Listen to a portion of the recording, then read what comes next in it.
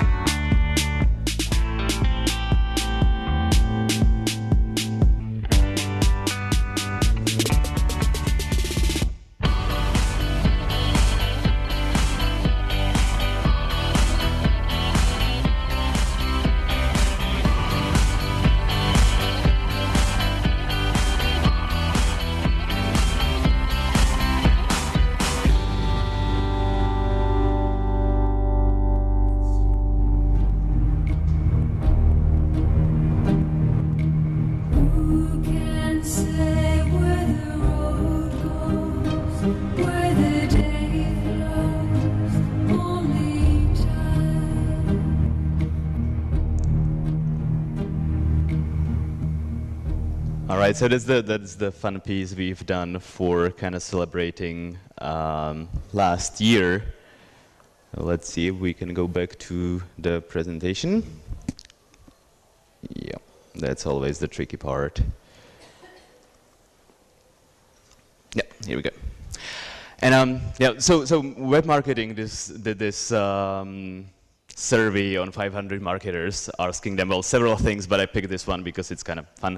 The most hated buzzwords in marketing. So yeah, I won't talk much about synergies, but I might drop the ROI or KPI every now and then. So in that case, I apologize myself. And basically how we see the world. So 1.7 billion people are using social media pretty much every day. Over three quarters of the Fortune 500 companies are using social, mainly Twitter, Facebook, and of course the other platforms. And every day, you've seen it in the video, people spend more time on Facebook than anywhere else online. So with the 2,000 clients strong, we've done this survey. It's not our clients only. It's basically anyone who came to our website. The size of the sample was roughly 520 respondents, and we asked them what is kind of important for them and what do they want to achieve with social. So more exposure, 90%. Talk about reach, talk about branding, increasing traffic to web, deploying loyal fans. Yet, with all these goals, we still see that some other companies don't really know with that. So they're aware of their goals, they're aware of the tactics, but they somehow cannot put it together. And we came up with kind of this scheme. I'm sure you've seen multiple versions of that in the past. So we call it this like the first generation, the tick box or checkbox treatment, meaning so you're kind of at the stage where you've set up your Facebook page, you're posting content there, you might be listening in the social web, you might be seeing your mentions around the world, you're focusing on fan growth and basic ads. So again, coming back to my conversation with Thomas yesterday, I've heard that buying fans is still kind of a common practice in Lithuania because they're cheap. They're probably not from Lithuania. And I didn't really get a point why would you do that, because those people are never going to engage with you and never going to buy. But I understand that's the big number on the Facebook page, so there you go. But yeah, people are still doing that. Sometimes they're running more content, ads. But when we come to like being more serious, that's why the guy has a tie on the picture. There's really no connection to kind of predict if you invest in Facebook, how it's going to influence your business, how it's going to influence your performance. Very little attention to social media care. So brands are pushing the content to their audience, but never really answering the questions, and never really using the more advanced advertising techniques. So what are the issues with that? So I've named a few. The number one that we see is social is really, really cluttered.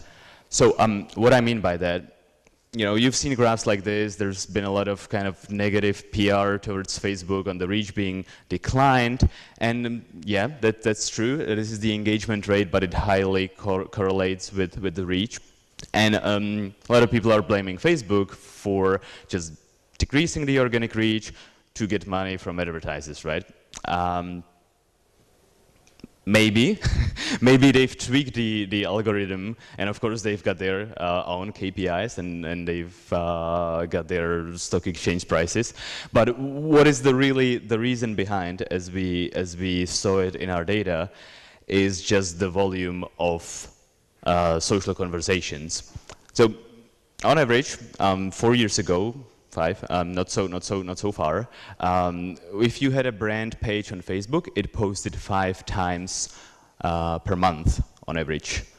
Now, of course, that has increased quite a lot. So now brands post 40 times or 50 times per week, and also people are following more pages at the same time, right?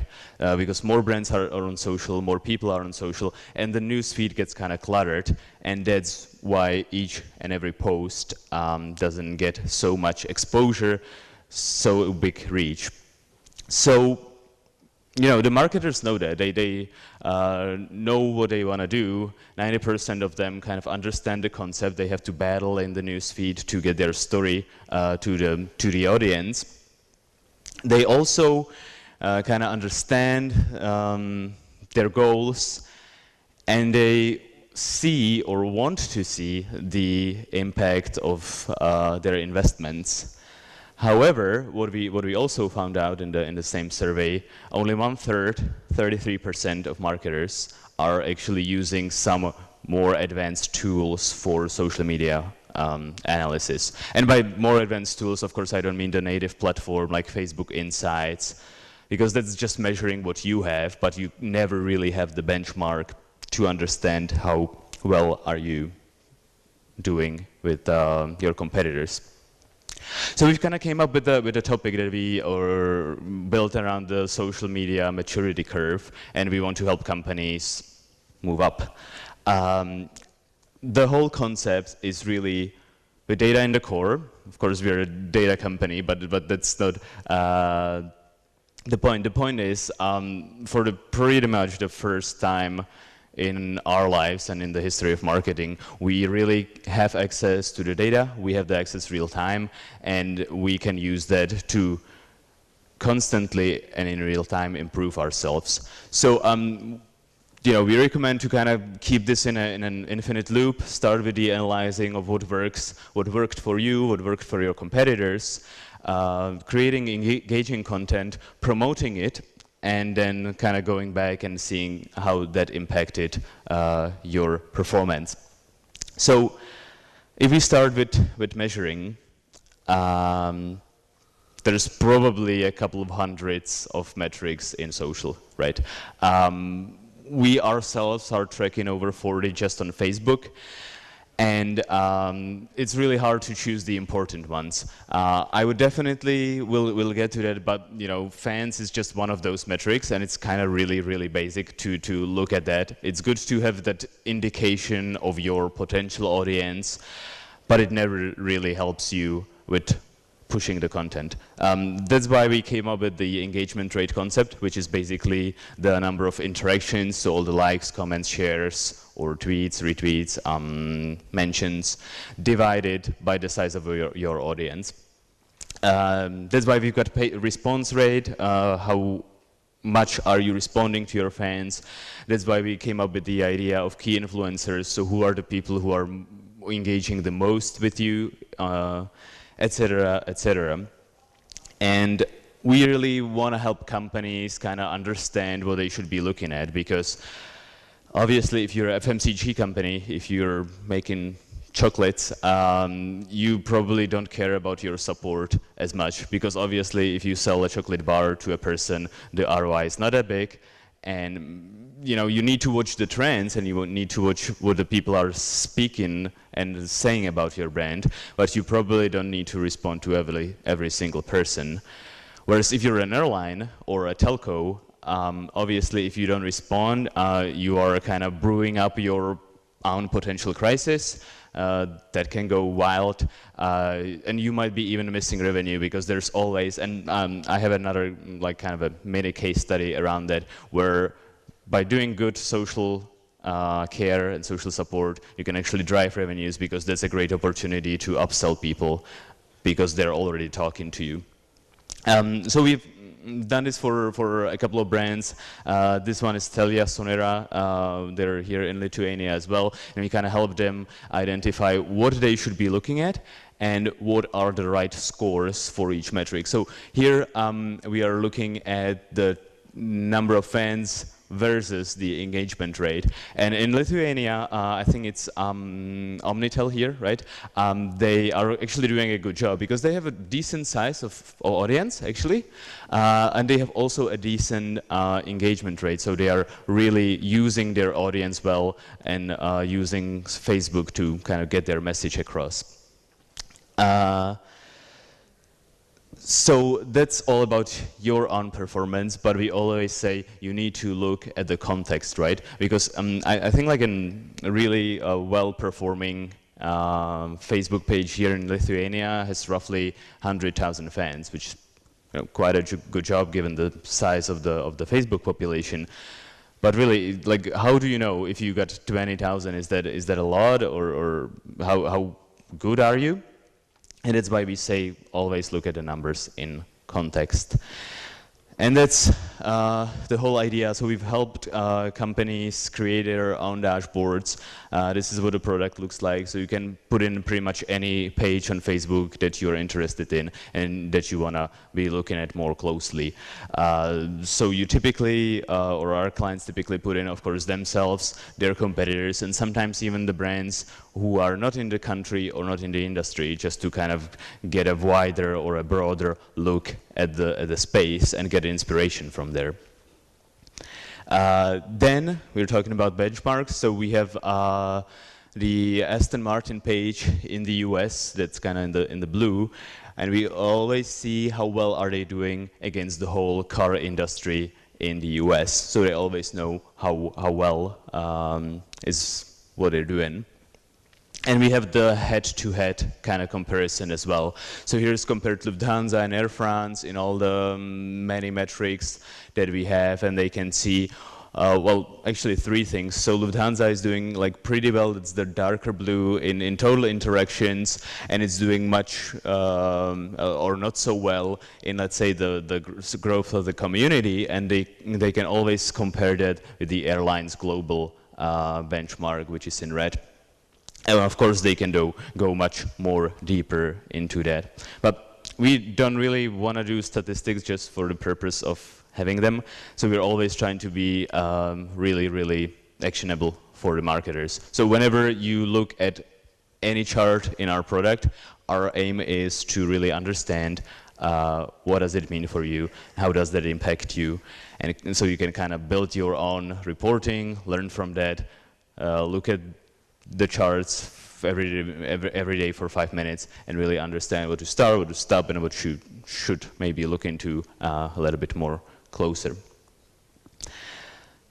We also noted, you know, quite often people spend a lot of time reporting, and not everyone speaks social. So, you know, that's why we came up with the idea to make it easier for you to kind of promote yourself or get the message to your executives as well, with this pretty much one-click exports, where you kind of get the whole picture of what's going on, and nicely visualized, etc. And we sometimes go even farther in more graphical, more visual kind of way. So that's the measuring piece. And if we kind of move on to optimization, there are actually 2 things I wanted to talk about. So when people usually speak about optimization, we mean ads, and you know it's been on the rise quite a lot.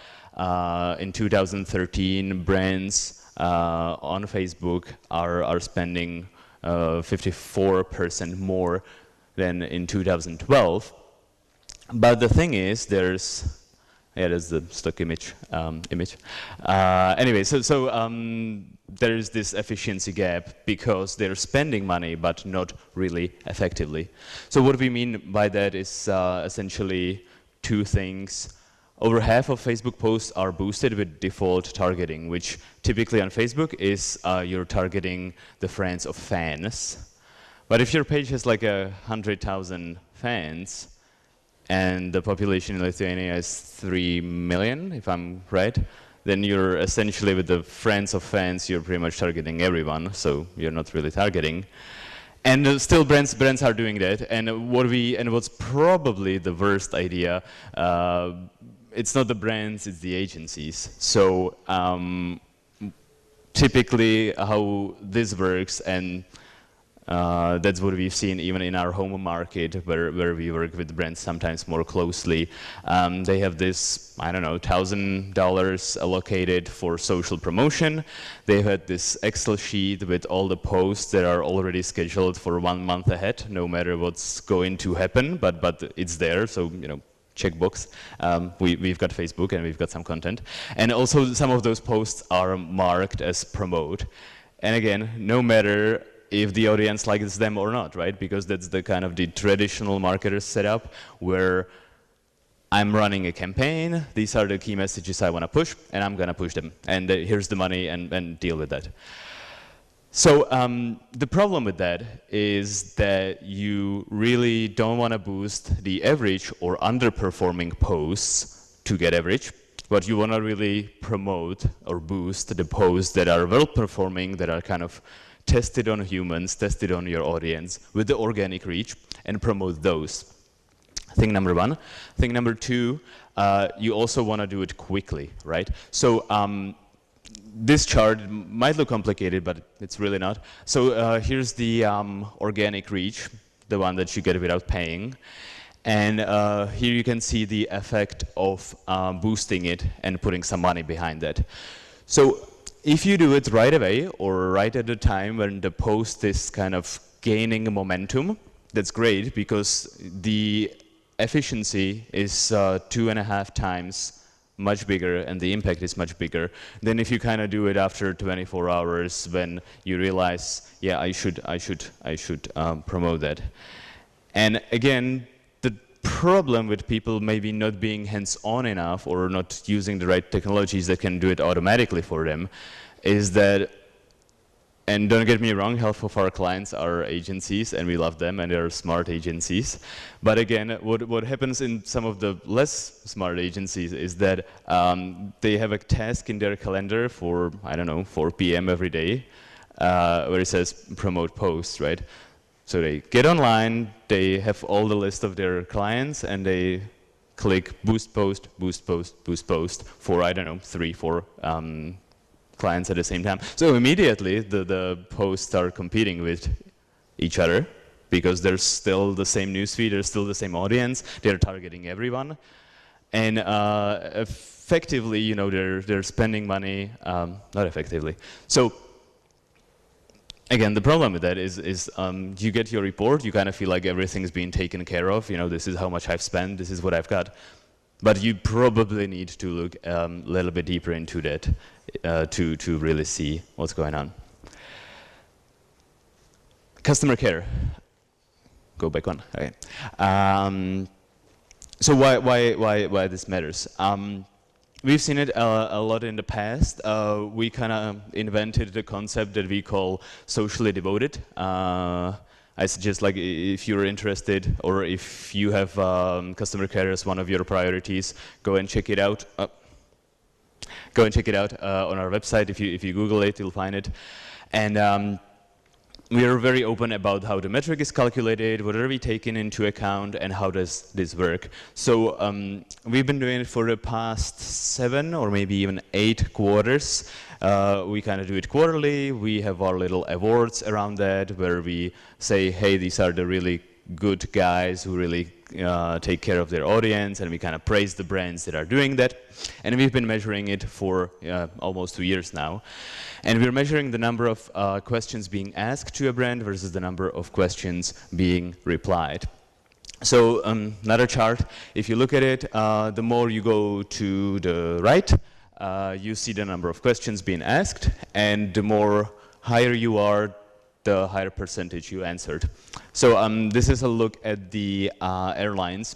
So Air France, Alitalia doing a really good job.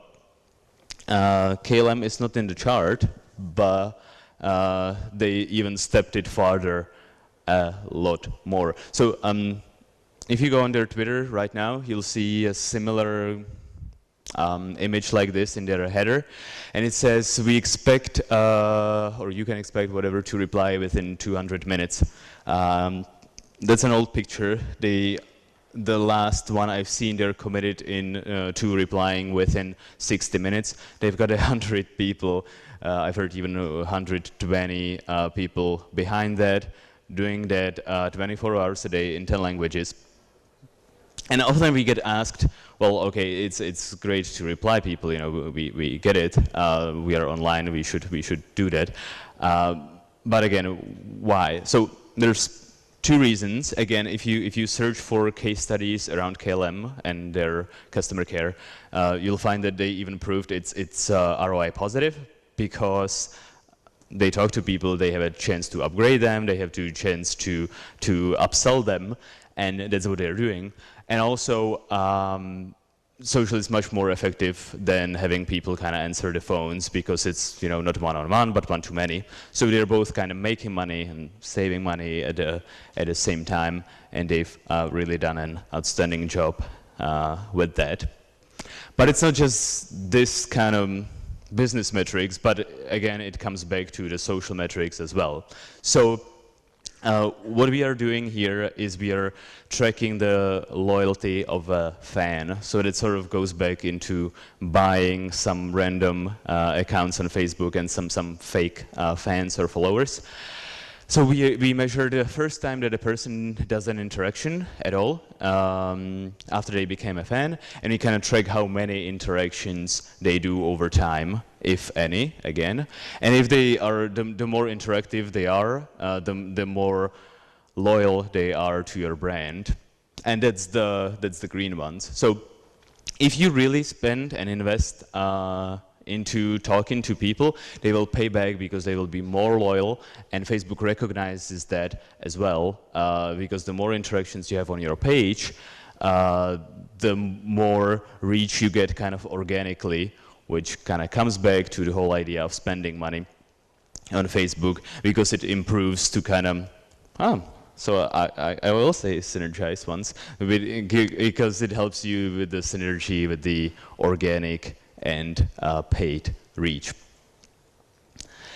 And the last kind of stage that we see companies in is like really the kind of strategic ones. So Altimeter, US consulting company, did a study where they asked marketers, I think again the sample was like 500, where do they recognize themselves into how advanced social is and how well is it integrated and built into the company.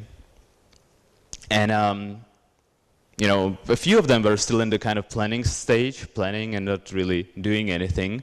A few of them were in the present, so they've got a page. More of them going towards the engagement and formalized is where most of the pages are anyway, or most of the brands are. But very few would really consider themselves kind of strategic and converged. And what we mean by that is typically social is not a, you know, something that would be spoken about in the boardrooms. The CMO probably knows about it, but you know, it's hardly ever on the agenda, because it's still seen as a playground or something that is kind of good to keep and good to have, but no one really understands the business value of it. And that's kind of where we want to get that. And it's still being very siloed. So by that we mean, you know, there's probably this social media guy or maybe even a social media team, but how well are they integrated into kind of the whole branding, marketing, HR, support, whatever department could utilize social? Do they have other goals than social? Do they have goals for generating leads and converting them? Or do they just kind of have their KPIs, you know, get me 120,000 fans by the end of the year? And that's why we came up with, again, the social media maturity curve. But I'll get to that later. We also want to help the social guys kind of embrace social and have them impact the business. So we came up with a different product which actually pulls the data out of not only social, not only web, but pretty much any source that is out there, and helps you correlate it and kind of prove the point that, you know, if we spend X money here, we get this reach, this engagement, which is great, but we also get this amount of traffic towards the website, and that converts into this many, submitted contact forms, leads, whatever. And you can kind of really prove the point. And we help even organizations kind of embrace the whole idea. So the whole command center thing. There are two views in the world. I'm somewhere in between, definitely on more of the positive side of things. So a lot of people are saying, okay, so we have TV screens, people are walking past them, and that's it. But this is a photo from Nestlé Global HQ in Vevey, Switzerland. So we've been working with Nestlé for about 4 years now, and what they have there is really an exciting environment that they call DAT, Digital Acceleration Team. And it's even in a, I would say, very traditional corporate environment, as Nestlé is.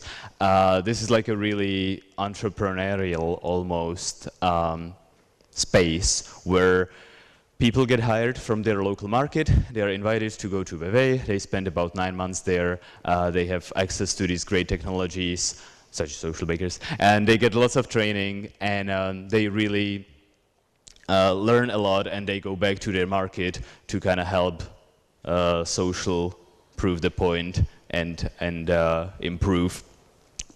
And we've done these screens for them, and really it plays two roles. So first of all, 24/7 they know what's happening in social. They know what are people saying about their brands. They know if a campaign goes right, and they can kind of learn from that. They also know when a campaign goes wrong, and they should immediately act. And they're at the global level, so they can't really get hands-on, but they can call the guy in the local market and say, hey, we've noticed that something's going on, look into that, get on top of it. So that's the more practical goal, but also just by people walking around that room, everyone stops by and they kind of understand that social is a real thing. People are out there engaging with Nestlé every minute, or second even, and they really get excited and they really get the whole thing. And to help companies get there, we've kind of developed our own methodology where we've co-developed it with the London Business School, and we really want to look at the different areas and kind of assess how well is the company doing in those areas. So we look at how the budgets are structured, we look at how the teams are structured, what are the processes around that, if people really talk together, how are their KPIs set, which would be all kind of the internal, and then the external aspects, like what is really the quality of communication, which again we can measure very practically. Is there kind of a HR policy, how people should speak in social? Who is the target audience? How big is it? Is it really relevant? We have X fans, but are those the right people to speak to?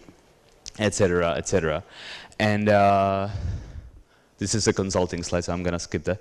But anyway, how this works is we come into the company, we kind of do the initiation phase, so we really want to buy in from the really senior management to do that.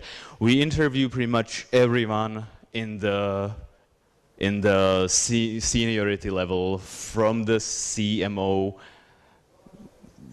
We had a chance to speak with one CEO for 10 minutes, and then we kind of go deeper and deeper. So through the marketing manager, to the social media specialist or community manager, whatever their title is called, and we hear a lot of different things when it comes to people speaking about their goals and how do they really see social and what role does it play. So we ask them to do kind of a self-assessment. It's just like a checkbox kind of thing. And then we go into these interviews, and we take some time off, we collect all the input, and we hold a workshop for them, which is kind of an interactive session, which is a chance for people to speak to each other. And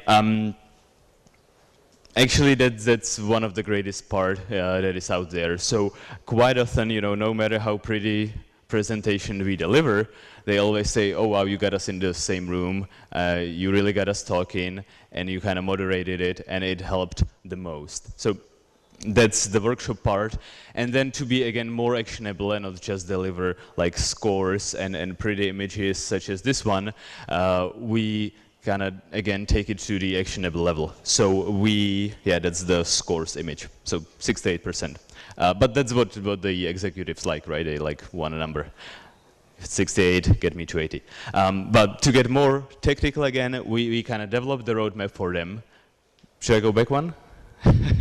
So we developed the roadmap, and we identify the key struggles, and we say, okay, so we've identified a huge problem with people because you know, they are understaffed, they don't have the right trainings, and your Facebook page is performing like crap. So here are the things that you should do about it. That's what we've identified. That's what we should do. Here are the technologies that should enable you to do that. Here is the training. And call us anytime you want, and we'll come back in, you know, whenever you're ready, or in 3 months, and we'll see, you know, what's happening and if that really took off. So again, what is important, and people usually leave it like 3 key takeaways. I'll just stick it with this one. I feel like, you know, all of our social people, no matter if you see it at the vendors or technology providers, or in the brands or in the agencies, I feel like, you know, we really need to step up. And there are a few chances where you have kind of the top-down approach, where you have the like really highly engaged CMO or even CEO. Virgin Atlantic would be one example, but it doesn't happen very often. So I feel like it's really our job to prove that social works. And we know it works, but we need to get our message across. So we'll be more than happy to help you with that. We're gonna call, and please, you know, reach out to me. I'll be spending like at least 2 more hours, and I'll be at the evening party as well. I'll be really, really happy to talk to you. Thank you so much.